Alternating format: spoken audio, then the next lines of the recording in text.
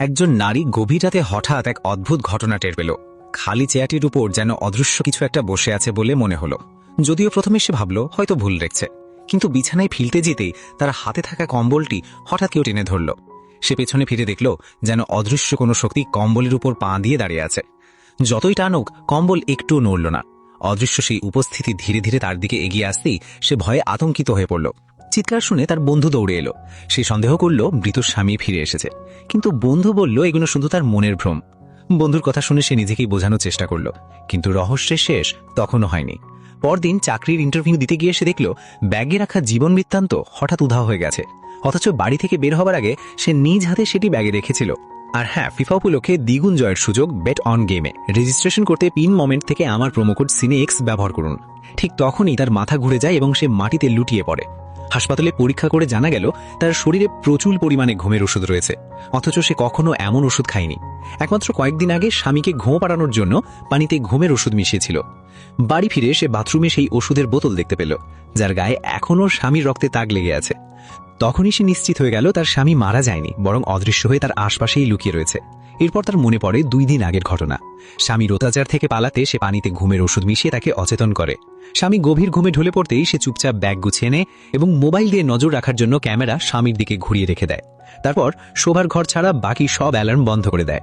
পালিয়ে যাওয়ার সময় তার মনে হলো কেউ যেন পেছন থেকে অনুসরণ করছে। ফিলে তাকিয়ে দেখে তাদের পোষা কুকুরটি তার পিছু নিয়েছে। কুকুরটিকেও সঙ্গে নিতে চাইলেও সময়ের অভাবে তা সম্ভব হয়নি। যাবার আগে সে কুকুরটির গলায় বাঁধা বৈদ্যুতিক শক কলার খুলে দেয়, কিন্তু হঠাৎ কুকুরটি গাড়িতে ধাক্কা লাগিয়ে অ্যালার্ম বাজিয়ে দেয়। সে প্রাণপণে দেওয়াল টপকে পালিয়ে যায়। ঠিক তখনই ঘরের ভেতরে স্বামীর ঘুম ভেঙে যায়।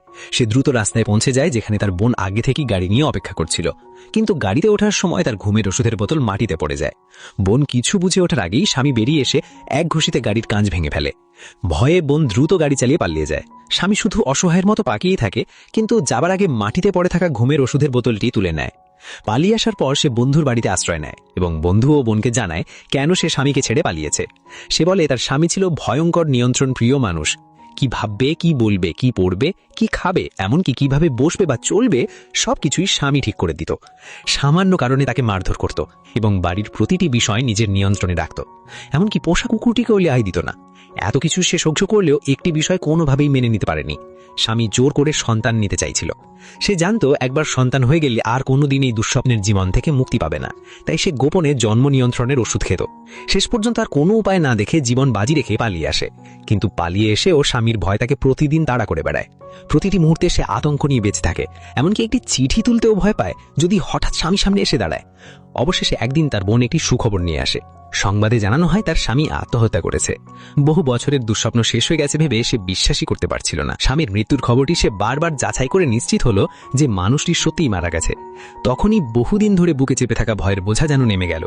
তার আতঙ্কিত মুখ দেখে ছোট বোন তাকে শান্ত করে বলল, আর ভয় পেও না, সেই দানব এই পৃথিবী ছেড়ে চলে গেছে। ধীরে ধীরে সে স্বাভাবিক হতে শুরু করলো। এরপর আরও একটি সুখবর এলো। স্বামী মৃত্যুর আগে একটি উইল করে গিয়েছিল যেখানে তার জন্য বিপুল পরিমাণ সম্পত্তি রেখে গেছে। বিষয়টি জানাতে আসে স্বামীর ছোট ভাই, যে নিজেও বড় ভাইয়ের অত্যাচারের শিকার ছিল। সে জানায় স্বামীর দেহ ইতিমধ্যে দাহ করা হয়েছে এবং তার জন্য $50 লাখ রেখে যাওয়া হয়েছে। তবে পুরো টাকা একসঙ্গে নয়, প্রতি মাসে $1 লাখ করে দেওয়া হবে। কিন্তু একটি শর্ত রয়েছে, সে কোনো অপরাধ করতে পারবে না এবং মানসিকভাবে অসুস্থও হতে পারবে না। এত বড় অঙ্কের সম্পদের খবর পেয়ে সে খুব খুশি হয়ে যায়। বন্ধুর মেয়ের পড়াশোনার জন্য টাকা দেয় এবং দামি ওয়াইন কিনে নতুন জীবনের আনন্দ উদযাপন করে। কিন্তু সেই আনন্দ বেশি দিন স্থায়ী হলো না। এরপর থেকেই একের পর এক অদ্ভুত ঘটনা ঘটতে শুরু করলো। এক সকালে সে নাস্তা রান্না করছিল। রান্নাঘর থেকে বের হওয়ার সঙ্গে সঙ্গে টেবিলের উপর রাখা ছুরিটি নিজে থেকে নিচে পড়ে যায়। এরপর চুলার আগুন হঠাৎ অস্বাভাবিকভাবে বেড়ে গিয়ে মুহূর্তের মধ্যে হাঁড়ির খাবারে আগুন ধরে যায়। পোড়া গন্ধ পেয়ে সবাই দৌড়ে এসে আগুন নেভায়। সে ভেবেছিল হয়তো নিজের অসাবধানতার কারণেই এমন হয়েছে, তাই বিষয়টি গুরুত্ব দেয়নি। কিন্তু রাতে বাড়িতে একা কম্পিউটার ব্যবহার করার সময় হঠাৎ সে কারোর হাঁটার শব্দ শুনতে পেল। অথচ তার বন্ধু ও বন্ধুর মেয়ে তখন বাড়ির বাইরে ছিল। সে সতর্ক হয়ে ড্রয়িং রুমে গিয়ে লাইট জ্বালাতেই দেখল সামনের দরজা খোলা। বাইরে গিয়ে চারপাশে খুঁজেও কাউকে দেখতে পেল না। ঠিক তখনই চারদিকে অদ্ভুত ঠান্ডা কুয়াশার মতো পরিবেশ তৈরি হলো। তার পুরো শরীর শীতল হয়ে উঠল এবং ভয়ে সে দ্রুত ঘরের ভেতরে ফিরে এলো। গভীর রাতে ঘুমিয়ে থাকা অবস্থায় হঠাৎ তার গায়ের কম্বল কি যেন এক টানে সরিয়ে নিল। সাম্প্রতিক সব রহস্যময় ঘটনার সঙ্গে এই ঘটনাও মিলিয়ে নিয়ে সে এবার দৃঢ়ভাবে বিশ্বাস করতে শুরু করলো যে তার স্বামী আসলে মারা যায়নি, বরং অদৃশ্য হয়ে তার আশপাশেই ঘুরে বেড়াচ্ছে এবং তার কাছ থেকে পালিয়ে যাওয়ার শাস্তি দিচ্ছে। এদিকে আগে হারিয়ে যাওয়া ঘুমের ওষুধের বোতল আবার তার সামনে এসে পড়ায় সে আরো নিশ্চিত হয়ে যায় যে তার সন্দেহ ভুল নয়। সে সরাসরি স্বামীর ছোট ভাইয়ের কাছে গিয়ে জানায় তার বিশ্বাস স্বামী নিজের মৃত্যুর নাটক সাজিয়েছে এবং কোনোভাবে নিজেকে অদৃশ্য করে ফেলেছে, কারণ স্বামী ছিল আলোক বিজ্ঞানের শীর্ষ বিজ্ঞানী, তাই তার পক্ষে এমন প্রযুক্তি তৈরি করা অসম্ভব নয়। কিন্তু এই কথা শুনে কেউই বিশ্বাস করল না। স্বামীর ভাই তো উল্টো মৃত্যুর ছবি দেখিয়ে প্রমাণ করতে চাইল যে তার ভাই সত্যিই আত্মহত্যা করেছে। কোনো উপায় না দেখে সে এবার নিজের বোনের সাহায্য চাইতে গেল, কিন্তু বোন দরজাই খুলতে চাইল না। সে জানালো সকালে তার কাছে একটি ইমেল এসেছে যেখানে তাকে দিয়ে অপমানজনক কথা লেখা হয়েছে এবং তাদের সম্পর্ক শেষ করার ঘোষণা করা হয়েছে, তাই সে আর কোনো কথা শুনতে রাজি নয়। এ কথা শুনে সে পুরোপুরি হতবাক হয়ে গেল, কারণ সকালে সে চাকরির ইন্টারভিউতে ছিল, কোনো ইমেলই পাঠায়নি। সে বারবার বোঝানোর চেষ্টা করলেও বোন বিশ্বাস করল না এবং দরজা বন্ধ করে চলে গেল। হতাশ হয়ে বাড়ি ফিরে কম্পিউটার খুললেই সে সত্যিই সেই ইমেলটি দেখতে পায়। সেখানে তার নাম থেকেই বোনকে অপমান করে নানা কথা লেখা আছে। সে বুঝে গেল এগুলো নিশ্চয়ই তার অদৃশ্য স্বামীর কাজ, কিন্তু তার কথা বিশ্বাস করার মতো কেউ ছিল না। অসহায় হয়ে মেঝেতে বসে কাঁদতে লাগলো। ঠিক তখনই বন্ধুর মেয়ে এসে তাকে সান্ত্বনা দিতে চাইল, কিন্তু সে উঠে দাঁড়ানোর মুহূর্তেই মেয়েটি যেন অদৃশ্য কারো ধাক্কায় মাটিতে পড়ে গেল। সে ভেবেছিল তাকে ধাক্কা দিয়েছে, তাই সঙ্গে সঙ্গে তার বাবাকে ডেকে আনলো। সে যতই বলুক যে সে কিছু করেনি, ঘরে তো আর কাউকে দেখা যাচ্ছিল না, ফলে সবাই তাকেই দোষী মনে করল। কেউ বিশ্বাস করতে রাজি হলো না যে সত্যি কোনো অদৃশ্য মানুষ সেখানে রয়েছে। শেষ পর্যন্ত বন্ধু ও তার মেয়ে তাকে পাগল ভেবে চলে যেতে উদ্যত হলো। সে পেছন পেছন গিয়ে সবকিছু বোঝানোর চেষ্টা করলো, তাতে বন্ধু আরও রেগে গেল। বন্ধু রাগ করে দরজা বন্ধ করে চলে যাওয়ার পর সে বুঝে গেল এখন আর কেউ তার কথা বিশ্বাস করছে না। তাই ভয়কে জয় করি সে একটি পরিকল্পনা করলো। সে পুরো ঘরের মেঝেতে কালো গুঁড়ো ছড়িয়ে দিল।